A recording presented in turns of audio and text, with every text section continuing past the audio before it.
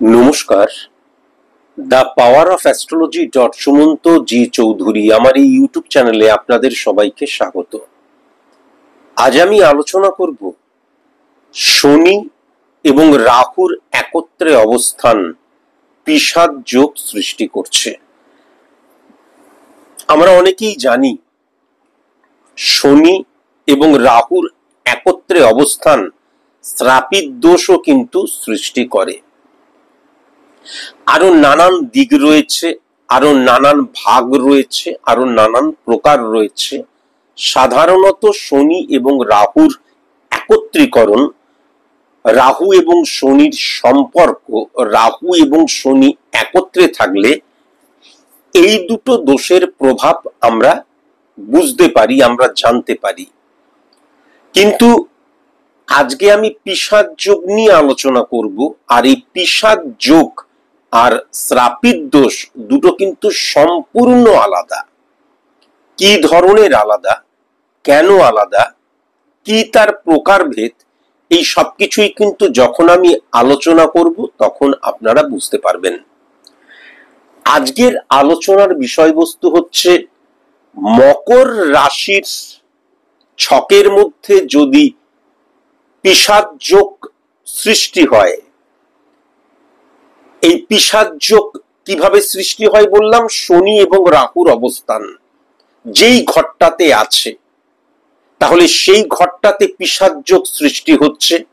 শনি যেই যেই ঘরে বা যেই যেই ভাবে দৃষ্টি দেয়, অর্থাৎ 3 নম্বর ঘর, 7 নম্বর ঘর, 10 নম্বর ঘর, সেই ঘরগুলোতেও কিন্তু পিশাচ যোগ সৃষ্টি হচ্ছে।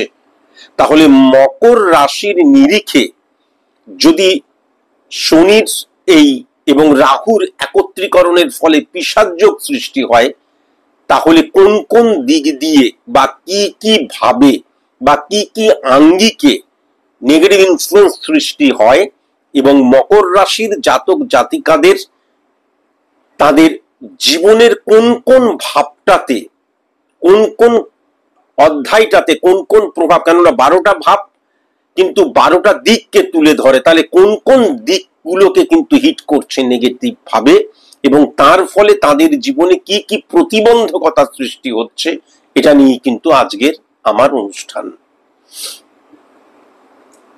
সর্বপ্রথম মকর রাশির জাতক জাতিকাদের বা মকর রাশির ছকের মধ্যে শনি এবং রাহুর অবস্থান কোথায় আছে এটা যদি জানতে হয়, তাহলে কিন্তু যেহেতু প্রত্যেকটি জাতক জাতিকার date of birth, time of birth, place of birth আলাদা, সুতরাং তাদের জন্ম ছক আলাদা, তাদের স্পট ইমপ্লিমেন্টেশন ছক আলাদা, তাদের কালপুরুষ ছক আলাদা।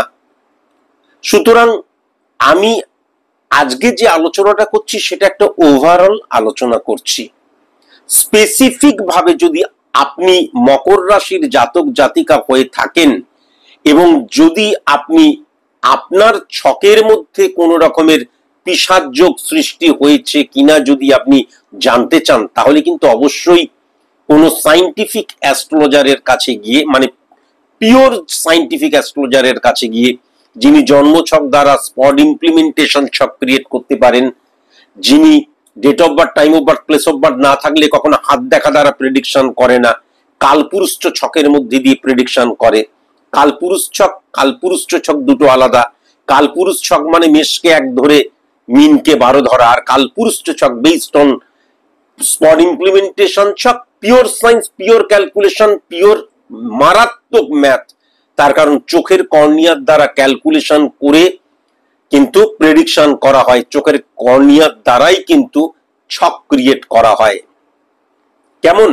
তাহলে একদম পিওর সায়েন্টিফিক অ্যাস্ট্রোলজারের কাছে গিয়ে আপনি যদি আপনার ছকটি প্রেডিকশন করান, বিশ্লেষণ করান, তাহলেই আপনি বুঝতে পারবেন আপনার আদৌ ছকের মধ্যে পিশাচ যোগ সৃষ্টি হচ্ছে কিনা, বা সৃষ্টি হলেও সেগুলো কোন কোন প্রভাবকে নেগেটিভ ভাবে হিট করছে, এগুলো আপনি ফাইন্ড আউট করতে পারবেন।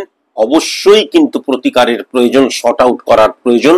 তার কারণ পিশাচ যোগকে কখনোই কিন্তু আমার ছকের মধ্যে বেড়ে ওঠা বা তাদের শক্তি সঞ্চার করার সুযোগ দিতে নেই।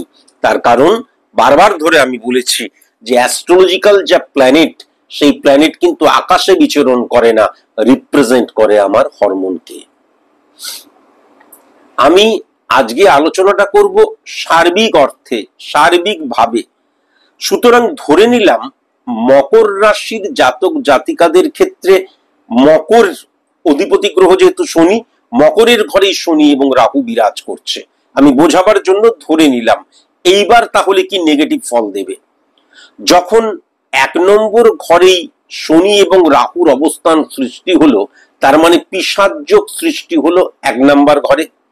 এবারে 1 নম্বর ঘরে শনি বসে রয়েছে রাহুর সাথে, শনির তৃতীয় দৃষ্টি হচ্ছে 3 নম্বর ঘরে, 7 নম্বর ঘরে, 10 নম্বর ঘরে পড়ছে। তাহলে 1 নম্বর, 3 নম্বর, 7 নম্বর, 10 নম্বর ঘর কিন্তু নেগেটিভ হয়ে গেল, পিশাচ যোগের আন্ডারে চলে গেল।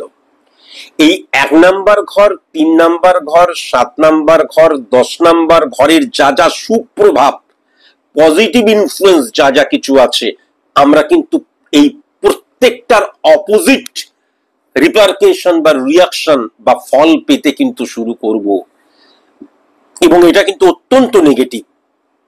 কিন্তু মাথায় রাখার প্রয়োজন আছে, পিশাচ যোগ এখানেই কিন্তু ডিফারেন্স ক্রিয়েট করে শ্রাপিত দোষের থেকে। যখনই আমি 1 নম্বর, 3 নম্বর, 7 নম্বর এবং 10 নম্বর ঘরে নেগেটিভ ফল পেতে শুরু করলাম, বাদবাকি যে ঘরগুলো রয়েছে 2 নম্বর, 4 নম্বর, 5 নম্বর, 6 নম্বর, 8 নম্বর, 9 নম্বর, 11 নম্বর, 12 নম্বর, এই ঘরগুলি থেকে যে ফল পাওয়া যায় সেটা কিন্তু ডবল পেতে শুরু করব আমাদের জীবনে, যদি আমার ছকের মধ্যে পিশাচ যোগ সৃষ্টি হয়। তাহলে 1 নম্বর ঘরে পিশাচ যোগ সৃষ্টি হলো। 1 নম্বর ঘর মানে হচ্ছে কি, আমাদের ভিত, আমাদের স্থাপত্য, আমাদের মেরুদণ্ড, আমাদের পরিকাঠামো। সেই ঘর কিন্তু নেগেটিভ ইনফ্লুয়েন্স ক্রিয়েট করলো, সেই ঘরটা কিন্তু নেগেটিভ হয়ে গেল। সেই ঘরটা যখনই নেগেটিভ হয়ে গেল, যেহেতু রাশি ভাব বা লগ্ন ভাব ভেরি ভেরি ইম্পর্টেন্ট, তার কারণ তার উপরেই কিন্তু আমাদের প্রত্যেকটি ভাব দাঁড়িয়ে রয়েছে। সুতরাং এই ক্ষেত্রে কি হয়ে গেল, আমাদের জীবনের যে প্রত্যেকটি অধ্যায়, সেই অধ্যায় ডিসঅর্গানাইজড হয়ে গেল, অনিয়ন্ত্রিত এবং অনিয়ম মাফিক হয়ে গেল। নিয়ম মাফিক তার কিন্তু যা ক্রিয়েশন বা ইমপ্লিমেন্টেশন, সেটা কিন্তু তখন আর সে দিতে পারবে না, সেটা কিন্তু বরঞ্চ অনিয়ন্ত্রিত হয়ে গেল, তার উল্টো ফল দিতে শুরু করবে, কেননা 1 নম্বর ঘরটাই কিন্তু নেগেটিভ হয়ে গেল। তাই জন্য 1 নম্বর ঘরে যদি কখনো পিশাচ যোগ সৃষ্টি হয়, তাহলে কিন্তু সেটা মারাত্মক ক্ষতিকর।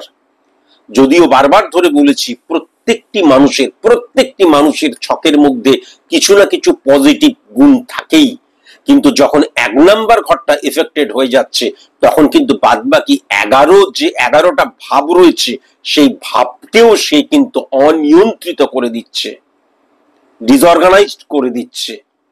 হ্যাঁ, নিয়ম মাফিক কিন্তু তাদের মধ্যে যে প্রকরণগত দিক বা ইমপ্লিমেন্টেশন, সেটা কিন্তু আর লক্ষ্য করা যাচ্ছে না। এবার যদি আমি 3 নম্বর ঘরে চলে আসি, 3 নম্বর ঘর ভেরি ভেরি ইম্পর্টেন্ট, সর্বপ্রথম মানসিকতা মনোভাবের জায়গা। তাহলে মানসিকতা মনোভাবের জায়গাটা কিন্তু নেগেটিভ করে দিচ্ছে, নেগেটিভ ইনফ্লুয়েন্স ক্রিয়েট হচ্ছে, আমি ভুল মানসিকতা এবং ভুল মনোভাবের শিকার হয়ে যাচ্ছি। 3 নম্বর ঘর দ্বারা আমরা যে ভাগ্য, লাক, নিয়তি, সোকল্ড সংযোগ, আজকের দিনে কতটা সংযোগ আমার সাথে রয়েছে, বা লাক, ভাগ্য, নিয়তি এইটা সাথে রয়েছে, সেটা কিন্তু 3rd হাউস দ্বারা বোঝা যায়, আর সারা জীবনেরটা বোঝা যায় কিন্তু 9th হাউস দ্বারা, এটা আমি বহুবার বলেছি। তাহলে সেই জায়গাতেও কিন্তু আমার যে একটা সাপোর্টের কর্ম প্লাস আমার প্রচেষ্টা, হার্ডওয়ার্ক, কর্ম, এবং তার সাথে যে ভাগ্য 1%, 2%, 5%, ভাগ্য মানে কি সংযোগ, সেই সংযোগ ফ্যাক্টরটা কিন্তু নেগেটিভ হয়ে গেল। তাহলে কি হয়ে যাচ্ছে, টাইমিং এর খেলা আমাদের জীবন, সেই টাইমিং এর জায়গায় কিন্তু আমাদের কি হয়ে যাচ্ছে, ভুল জাজমেন্ট হচ্ছে এবং ভুল টাইমিং এর শিকার হয়ে যাচ্ছি। বলটা পড়ে ব্যাটেই এলো, কিন্তু আগেই ব্যাট চালিয়ে দিলাম, ভুল টাইমিং করলাম, ক্যাচ উঠে গেল। বুঝতে পারলাম? 3 নম্বর ঘর দ্বারা কিন্তু আমরা আমাদের অনুজকেও বুঝি, 3 নাম্বার ঘর দ্বারা কমিউনিকেশনের জায়গাটাকেও কিন্তু বোঝা যায়। এই 3 নাম্বার ঘর দ্বারা যা যা কিছু বোঝা যায় প্রত্যেকটাই কিন্তু যা যা কিছু বোঝা যায় পজিটিভ ভাবে, প্রত্যেকটাই কিন্তু তার নেগেটিভ ফল দিতে শুরু করলো। বুঝতে পারলাম? এবার চলে আসি 7 নাম্বার ঘর। 7 নাম্বার ঘর ভেরি ভেরি ইম্পর্টেন্ট। আমি দেখা যাচ্ছে আমি একটা বিজনেস করছি, আমার সাথে যিনি রয়েছেন পার্টনার, তার সাথে আমার কতটা বন্ডিং। আমি সার্ভিস করতে যাচ্ছি, কলিগসরাও কিন্তু হিসাব মতন পার্টনার, কেননা তাদের সাথেই কিন্তু আমি কাজ করছি। আমার সাথে তাদের কি ধরনের রিলেশন ক্রিয়েট হচ্ছে, আমার ওয়াইফের সাথে কি ধরনের রিলেশন ক্রিয়েট হচ্ছে। 7th house very very important, তার কারণ দেখা গেল আমি ভাই বোন দাদা দিদি সবাই রয়েছি, তার মানে তারা আমার পার্টনার, কি ধরনের সম্পর্ক ক্রিয়েট হচ্ছে।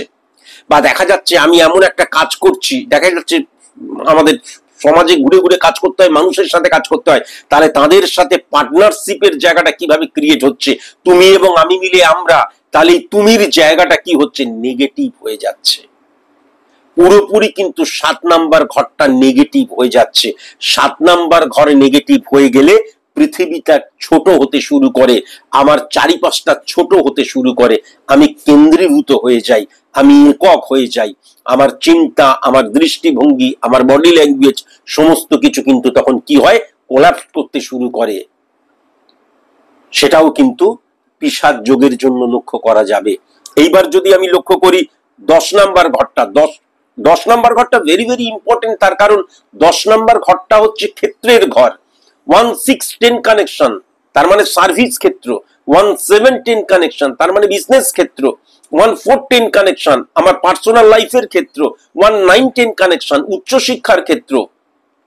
তাহলে সমস্ত কিছু এসে যে জয়েন্টটাতে, যে মানে কি বলবো, স্ক্রুটা দিয়ে বা নাটবল্টুটা দিয়ে যে আটকানো রয়েছে আসল জায়গাগুলো, সেই আসল যে জায়গাটা, সেই জায়গাটাই কিন্তু ডিস্টারবেন্স ক্রিয়েট হয়ে যাচ্ছে। 10th হাউস যখন নেগেটিভ ফল দিতে শুরু করে, তার মানে 1-6-10 কানেকশন সার্ভিস ক্ষেত্র নেগেটিভ হয়ে গেল, 1-7-10 কানেকশন বিজনেস ক্ষেত্র নেগেটিভ হয়ে গেল, 1-4-10 কানেকশন আমার ব্যক্তিগত জীবন নেগেটিভ হয়ে গেল, 1-9-10 কানেকশন আমার উচ্চশিক্ষার ক্ষেত্র নেগেটিভ হয়ে গেল। এটা কিন্তু অবশ্যই মাথায় রাখার প্রয়োজন আছে, কেননা 10th হাউস মানে কিন্তু সংযোগ স্থল, ক্ষেত্র।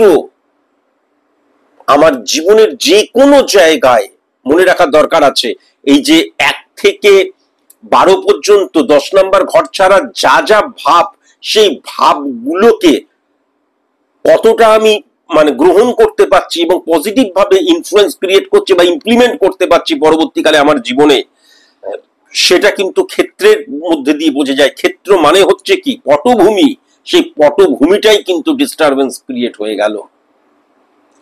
তাহলে মকর রাশির জাতক জাতিকাদের ক্ষেত্রে আমি বোঝালাম পিশাচ যোগ সৃষ্টি হলে কি অবস্থা সৃষ্টি হয়। এইবার যখন আমার 1 নাম্বার ঘর, 3 নাম্বার ঘর, 7 নাম্বার ঘর, 10 নাম্বার ঘর নেগেটিভ হয়ে যাচ্ছে, তার বাদবাকি ঘরগুলো যদি ডবল ফল দিতে শুরু করে, তাহলে কিন্তু নেগেটিভ ফল দিচ্ছে। কেন না, দেখা যাচ্ছে 6 নম্বর ঘরটা উচ্চস্থ রয়েছে, কিন্তু 1 নাম্বার এবং 10 নাম্বার ঘরটা নেগেটিভ হয়ে গেছে, তাহলে সার্ভিস উল্টো রিয়াকশন, বিপুল পরাজিত বা প্রতিবন্ধকতা সৃষ্টি করবে। বিজনেসের ক্ষেত্রে বিপুল প্রতিবন্ধকতা সৃষ্টি করবে। যে কোনো ক্ষেত্রে 2nd হাউস অর্থনৈতিক জায়গায়, সঞ্চয়ের জায়গা পুরো ডিক্রিজ হয়ে যাচ্ছে। তাই জন্য আপনাদের কাছে আমার অনুরোধ রইল, শুধুমাত্র মকর রাশি বলে নয়, যে কোনো রাশির জাতক জাতিকাদের ক্ষেত্রে যদি কখনো পিশাচ যোগ সৃষ্টি হয়, অবিলম্বে কিন্তু ফাইন্ড আউট করাবেন স্পেসিফিক ভাবে কোনো সাইন্টিফিক অ্যাস্ট্রোলজারের কাছে গিয়ে, এবং সেটাকে অবশ্যই কিন্তু প্রতিকারের মধ্যে দিয়ে শর্ট আউট করাবেনই করাবেন।